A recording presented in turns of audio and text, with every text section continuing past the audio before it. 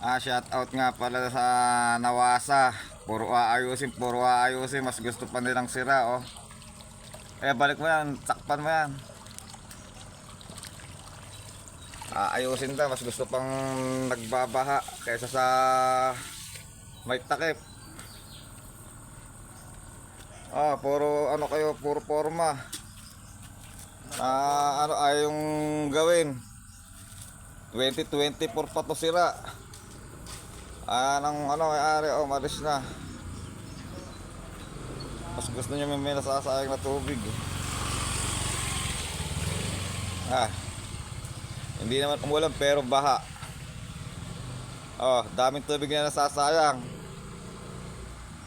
Ano ba mga Nawasa?